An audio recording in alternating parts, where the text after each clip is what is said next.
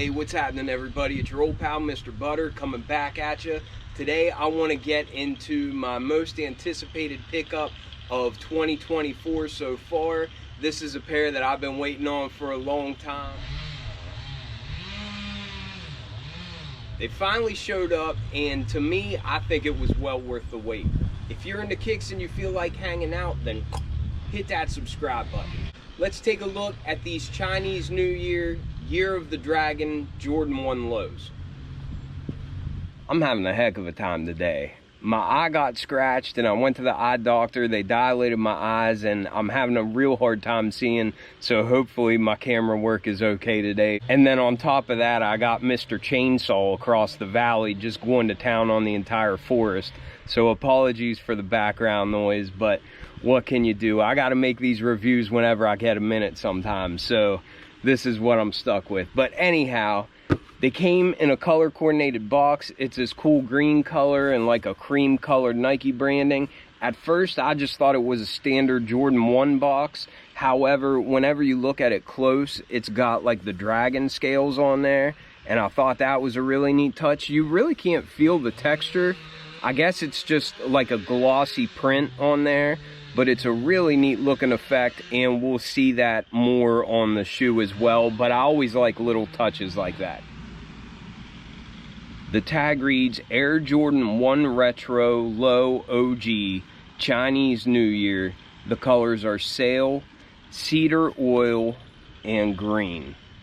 I went with the size 10 on this. On Jordan 1 highs, I can go with a 10.5. But on Jordan 1 lows, I go true to size. This one has a satin sock liner too, so it's that shiny, slick material.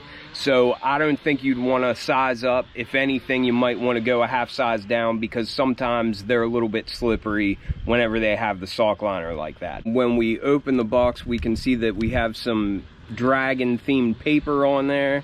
It's pretty cool looking. We also got this really interesting looking red envelope. On one side there's like a dragon and like a falcon or something like that with a small Jumpman there in the middle in like gold foil. On the other side we have this cool design that has the Jumpman in it, and you can hear it jingling around. Within that envelope we have this really cool little trinket. I guess it's a bracelet or something. It's too long to be a hang tag, but whatever it is, I think it's just pretty neat. I always like little extras, but you can see the Jumpman in the middle there. So even just starting out, you can tell that they really went all out with the packaging and that sort of thing. And I love it when Jordan Brand gives us extras like that. These retailed for $160 on the Sneakers app. I'm not really sure if these dropped on other websites in the US. I know they dropped in China first. That's where this pair came from. I ordered these on January 4th from GOAT for $220 with the hopes of making an early review before the US drop. These ended up being delivered on January 25th, so it was exactly 3 weeks after I ordered them and a day after the US drop on the Sneakers app. The crazy thing is I spent $220 on these, waited 3 weeks for them, and then I ended up going for them on the Sneakers app because I still didn't have this pair yet, and I ended up hitting the pair for retail in the exact same size on the Sneakers app. So now I guess I'm going to have two pair. One cost me $220, one cost me $160, but I don't know, I'll just save one and use it for trade bait or something. It kind of seemed like it was the world telling me, just be patient next time. Don't spend extra to grab an early pair. So we'll see how well I learn that lesson next time I feel froggy and want to pay extra for an early pair. All right, so the packaging is really cool and everything, but I think these shoes came out incredible. I think in pictures, it's hard to tell whether or not this is a really wearable colorway, and you can't really tell how extreme the scale effect is on all those green overlays. But once you get them in hand, these are actually very low key. It doesn't scream, this is a shoe based on a dragon whenever you first see these. It doesn't look like something cartoonish or anything.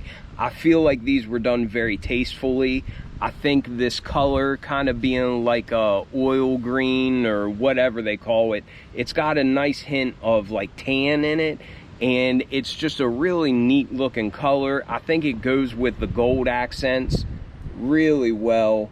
And I'm also really loving the metallic hits that we have on the swooshes. I think that's a nice touch. I think as far as the total package is concerned, I think these shoes really flow together. I'm glad that they went with sail instead of bright white, just because I feel like this shade of green and burgundy and gold, I feel like they're all kind of like earth tone looking, and I think the sail just really complements that very well. We also have a little hit of gray or like silver for the sock liner, and then going around the tongue for the piping. And again, I just think that's a great color combination, and that kind of ties in this translucent outsole that we have. But it's not like an icy blue. It almost looks like they have some of that green color mixed in with it.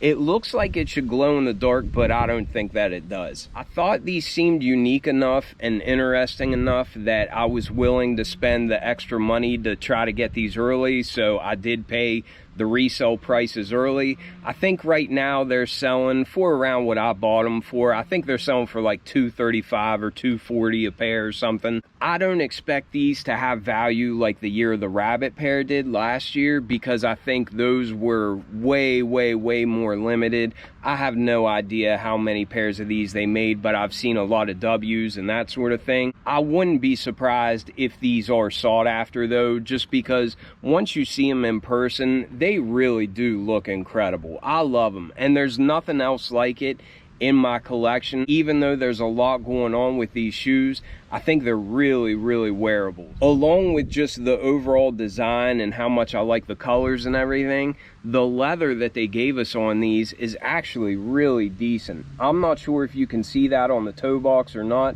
It does have like a heavier feel to it, and it's not like a real tumbled leather. It does feel kind of stiff, but whenever you press on it and everything, and even just the ripples that you have in it, you can tell it's a really nice material. The best place to see the texture is there on the back of the toe box, but I was really impressed with the materials that they used on these. At first I was assuming that the green overlays were a synthetic material, but when you look at the edges, like up near the eye stays and that sort of thing, you can tell it is a genuine leather as well. I'm glad this doesn't have a real synthetic feel to it. I think probably the only synthetic leather that we have is for those metallic swooshes, but I think that's par for the course. Jordan Brand usually gives us synthetic leather on the swooshes, unless it's like a Travis collab or something like that. As I mentioned, we have this translucent outsole.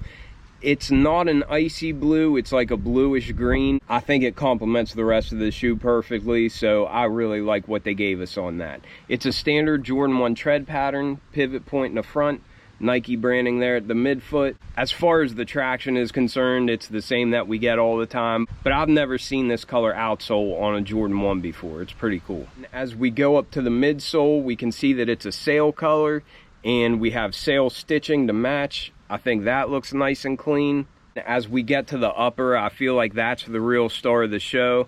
On the mud guard and going up the eye stays, as well as on the back, the base of the heel, we have that cool dragon scale pattern. If you see somebody wearing these, you might not know right off the bat that it's inspired by a dragon, but if you know that, then once you see them, it all clicks and you say, oh, okay, I can see where they get that from.